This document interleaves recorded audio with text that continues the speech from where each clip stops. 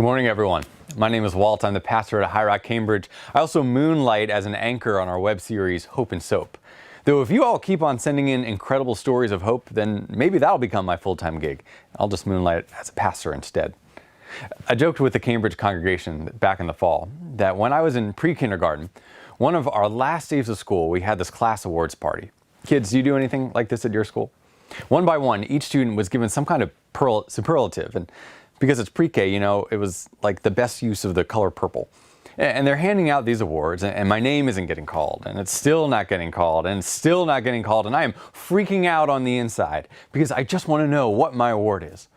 Finally, they've called all the students except for me. I am in agony. And the teacher looks at me and says, "Walter, we want to award you the Patience Award." And I just burst with pride. I'm thinking like, oh yeah, they know me. And of course, it was pointed out to me later that this was a bit tongue-in-cheek and that they totally knew I was a horribly impatient child and they just wanted to inspire me to be more. I guess I didn't really appreciate irony when I was in pre-K. Now, I wish I could find and dust off that Patience Award because these days, I'm just waiting all the time. It used to be that if I needed some coffee creamer or some peanut butter pretzel nuggets, I'd just pop right into Trader Joe's and grab them. Now, each trip to the grocery store involves a massive strategy session with my wife, Jen. It's like getting called into the situation room. And then, when I get to the store, I feel like I'm standing in line with a bunch of really well-behaved bank robbers. What used to be a quick in and out is now a major exercise in waiting. Anything for those peanut butter pretzel nuggets, though, right? We're also at home with our 2-year-old daughter now, whom I love more than anything. But if I'm really honest, some days I feel like I'm just waiting for it to be nap time so I can just take a breath. Parents, type amen in the comments if you feel me on this one. Beyond that is the constant waiting on new information and updates. When is testing going to be more widely available? Will schools be able to open in the fall? When will it be safe to go back to our gym or our favorite restaurants or our church buildings? When can we see our families in person again? When can I see all of you in person again? It feels like this season is one big waiting room. I always feel like I'm wasting time when I'm in a waiting room. But this season feels like there's a lot more at stake than just wasted time. This waiting feels way more costly than when I'm getting antsy waiting for a meal to come or for a movie to start in the theater. And honestly, I'd love to be doing that kind of waiting right now. For many of us, this season isn't just keeping us from doing what we want to do, it's keeping us from being who we want to be. That's what we're waiting for. We're waiting on dreams that have been deferred or even lost altogether. Students who are set to graduate from college or high school or kindergarten, now having to put that moment aside after having worked so hard for so long. For those of us in the working world, we might be busier than ever, but it's probably not the kind of work we want to be doing, the kind that gets us up in the morning. Projects that we were passionate about just don't hit the same way over Zoom. Jen had been organizing an event for her work for a while that she was really excited about, and then it got moved to a video call like everything else. And when I asked her how it went, she shrugged. It was fine. It's just not the same. I know members of our community who have had to postpone their weddings, reorganize things completely. They wanted to be husband and wife, but now that's just going to have to wait. For others, much-needed vacations to rest and recharge and get some sanity back have been put on hold indefinitely. Some of us have babies on the way. Now, that baby is still coming. They didn't get the memo that everything is closed. But it might mean no baby shower, or no grandparents to come visit in the hospital, or friends to bring over dinner and sit and hold the baby for a spell. Many of us probably had visions for what the spring was going to be like. There was going to be sports and recitals and year-end parties. We were excited about new opportunities, new adventures, new passions that we were going to pursue. For me, I was as excited about ministry as I had been in a long time. Something was happening in our community. God was moving. People were coming together, growing together, yearning for more. And then everything changed. Now I find myself mourning the loss of that moment. It doesn't just feel like a loss of opportunity. It feels like I lost something. Now there's a strange fear that I won't be who I was hoping I would get to be. I thought I was going to be rolling into the summer feeling accomplished and satisfied, more mature. Now I'm just hanging out in this waiting room, wondering when I can get my life back on track. If God was doing something in me and in the lives of my friends and in my family, does that still stand? Or has that been put on pause too? I want to give you a moment to consider a few questions about things that you might be waiting for. Discuss them with those around you or in the chat here on YouTube, and we'll come back together in a few minutes.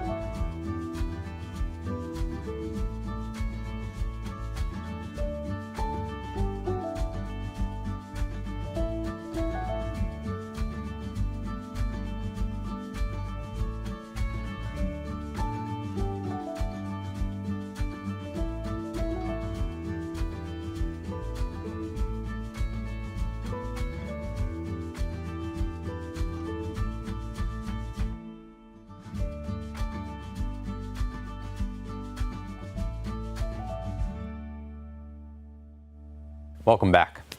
If you've been resonating with any of this, then I'm glad you're joining us this morning as we continue our sermon series, What Paul Found in Prison, learning from Paul's letter to the Philippians. Paul was a man who had dreams and passions too.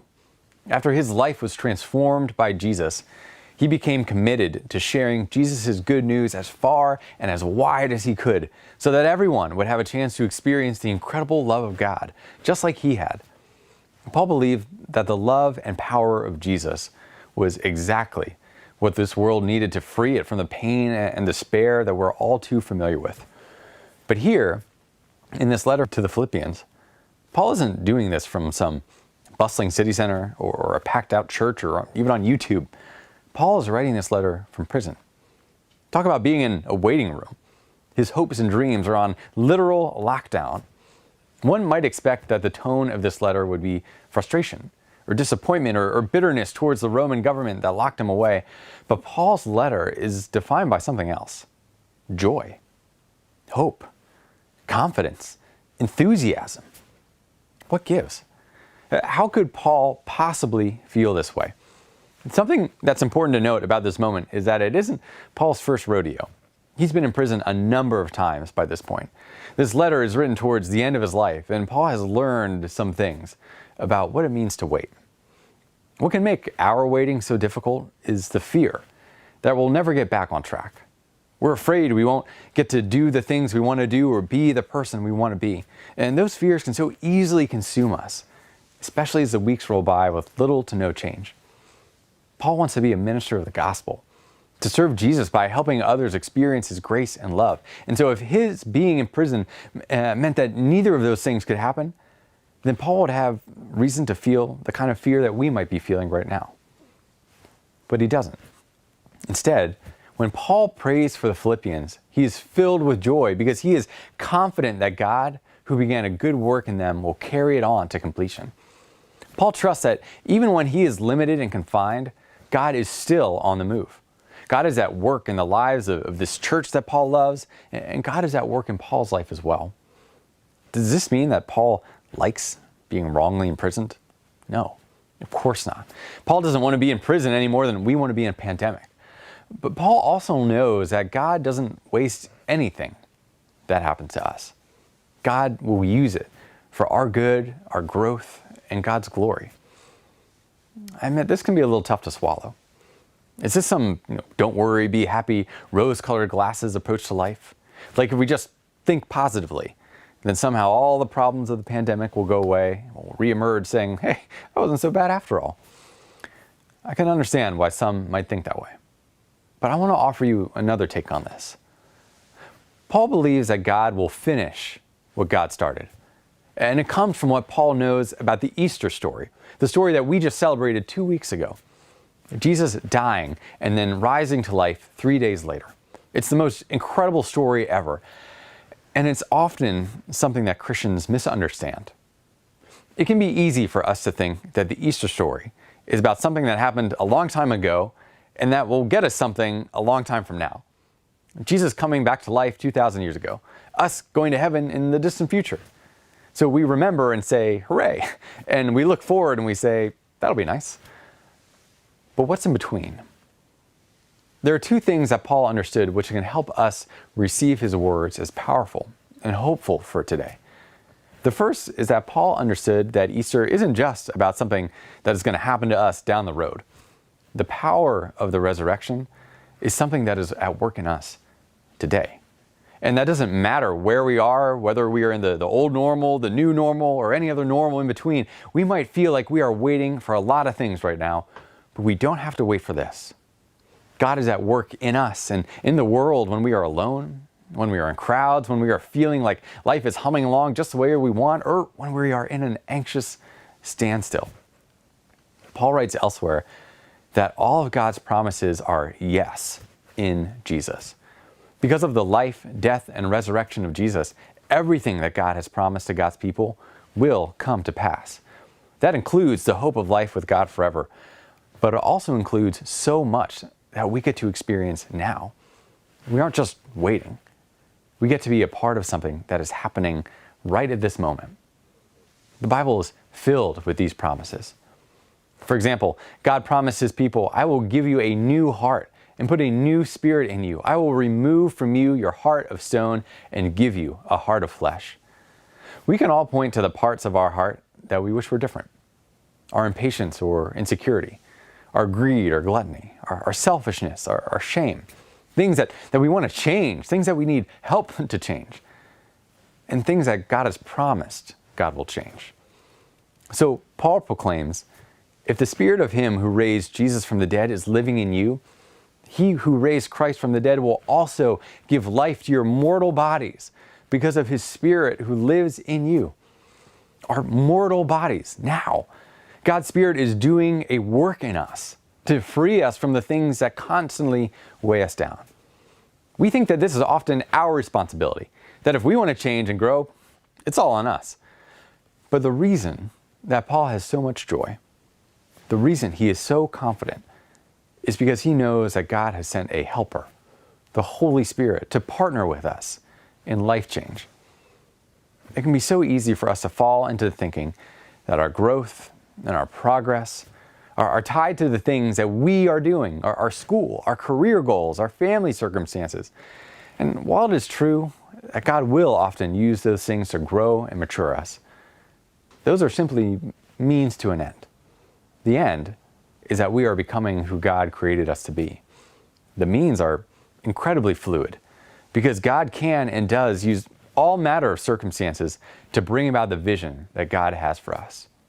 God wastes nothing, which is why Paul can say, we know that in all things God works for the good of those who love him, who have been called according to his purpose. Shortly after we all went into isolation, I was speaking with one of our leaders in Cambridge, and he offered me this really great insight. He said that when everything started pivoting and changing, he was immediately caught up in the new. What is this new thing happening? What does it mean? How is it going to impact and affect him now? And he said, those aren't bad questions. But when he actually slowed down to ask God, what are you doing? The sense that he got was that the things God was concerned about before the pandemic are still the things that God's concerned about now. The ways that God was wanting to grow and shape him in January were still the same ways that God wanted to grow and shape him in March, April, and May, and who knows how long. God doesn't need his job or his routines to accomplish this. God is persistent and creative and good. God is not thrown for a loop by the pandemic. He's not out there, stocking up on toilet paper and pretzel nuggets. God is still working to bless, heal, redeem, and love. God is still working for our good, our growth, and God's glory. And when we understand what that is, then we can join God in that work. So how do we know what it is that God is doing? There are ways that a crisis amplifies what's already going on inside of us.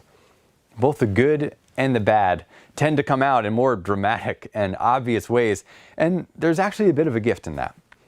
We get to see a little bit more clearly what's going on under the hood. At High Rock, we often talk about this in terms of our true selves and our false selves. Our true selves are us when we're at our best, when we are living into who God has created us to be, when we are bearing the fruit of God's Spirit like love and joy and peace. That is the work of God's new life in us, the new life that God will one day bring to completion, but that we get to experience now. Our false selves are when we still cling to selfishness, fear, bitterness, entitlement, control, things that are the opposite of those fruits.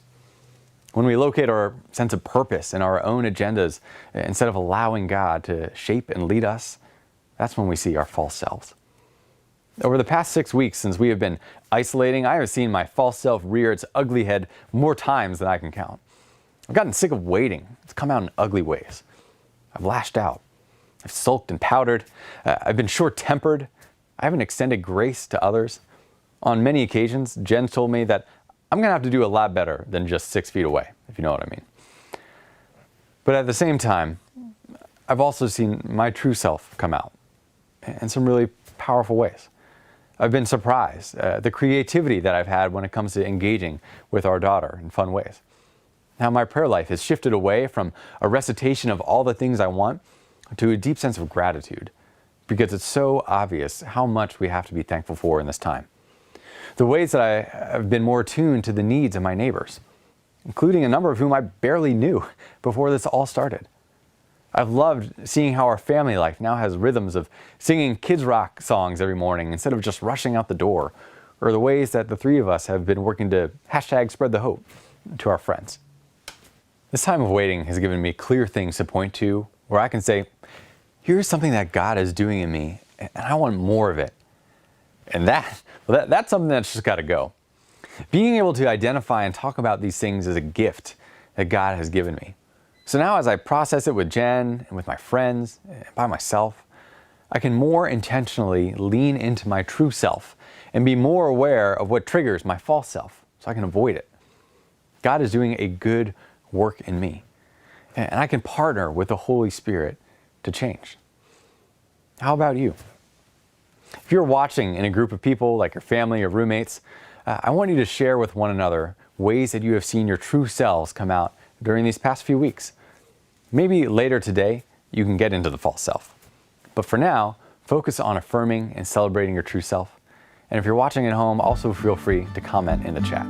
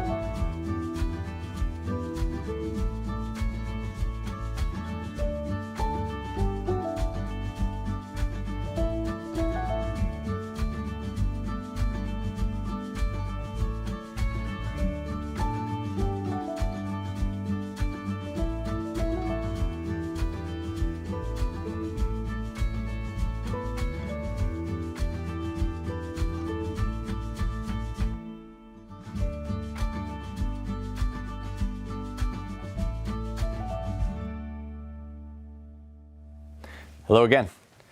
I shared that there were two things Paul knew which gave him hope, that God was going to complete the good work he began in us. The first was that Paul knew the story of Easter is a story for today, not just a long time ago or for a long time from now. And the second is that Paul also knows that the story of Easter is a story of waiting. We make a big deal about Holy Week at High Rock. We really try to enter into the story of Jesus' final days, his passion and death, and then, of course, his resurrection. We have Maundy Thursday dinners, a Good Friday reflection, a huge Easter Sunday party. It is so rich and full. I am blessed by it every year. But it also skips over a day. What about Saturday? What happened on Saturday? Well, nothing did. And that's kind of the point. Saturday was a day of waiting. It was a day of wondering. Will God be faithful to what God promised? Jesus had died, but he had not rose again. That would come on Sunday. Saturday was a day to wait and wonder and hope. A day to feel the pain and the sadness of that moment, but not the day to feel relief from it. Pastor John Ortberg said, Saturday is in-between day. Even though we celebrated Easter Sunday 2 weeks ago, many of us probably feel, especially during this season, like we are still in Saturday right now. We're in between day. Waiting is one of the hardest things that there is. It can feel overwhelming. But in the Easter story, we see that God is okay with waiting, and God waits with us. This is why Paul could wait in prison those years and not be overwhelmed by frustration and despair.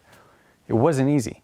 But Paul was able to have joy there because he knew that God could use even that time to do something. And so we have to ask ourselves, what kind of people do we want to be on the other side of this moment? How might this waiting shape us in new and profound ways? Recently, I was speaking with a high rocker who shared how for a long time they have struggled with crippling perfectionism. Their identity was totally wrapped up in their work and what other people thought of it. It was completely debilitating. But in this moment, things were beginning to shift. Even though they were facing a lot of uncertainty about their career and future prospects, the social isolation offered them more time for reflection and prayer. They felt like God was prompting them to do some work, to undo the hold that perfectionism had on them. And as we were talking about this, we considered together, how amazing would it be if by the end of this season, they would know what it was to be free from that need to be perfect. So we prayed that God would work to fill them with a sense of God's love and release them from the need to tie their worth to their performance. Brothers and sisters, God wastes nothing. God is at work in you now, even in your waiting. Knowing that and experiencing that can provide us with a joy that will sustain us in what is surely a challenging time. I want to offer you one more space for conversation about how we can step into this together this week. And then Pastors Adele and Doug will lead us in our response.